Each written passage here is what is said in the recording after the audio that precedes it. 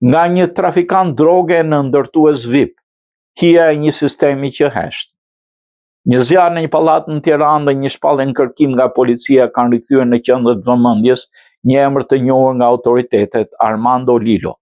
Por kjo nuk është histori e zakonshme e kronike, është historia e një transformimi që ngre shumë pikpyetje, nga një person i dënuar në Itali për trafik droge në një nga ndërtuesit më aktiv në kryeqytet.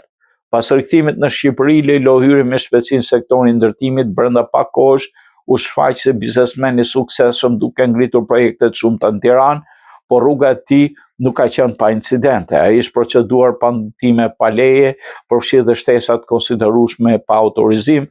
Në një rast, skeletet e një ndërtimi të kompanisë u shembën dhe plagosën 2 kalimtarë. Ngjarje të tjera në kantiere kanë ngritur shqetësime për standardet e sigurisë dhe mënyrën se operojnë këto projekte. Megjithatë, ajo që bie në sy është se fakti se aktiviteti i tij ka vijuar pavarësisht këtyre problemeve.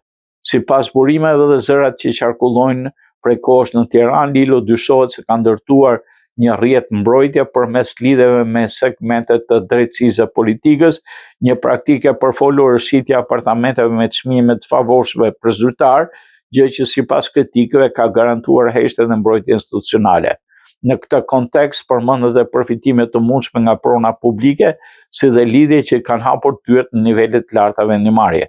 Ndikimi i tij shtrihet përtej ndërtimit me përfshirjen e bizneset të tjera në sektor financiar, duke ndërtuar një profil të fortë ekonomik. Zjarri në pallatin e tij nuk është vetëm një ngjarje, është një sinjal alarmi. Dhe një pyetje mbetet, sa historitë të ngjashme vazhdojnë të mbeten në heshtje.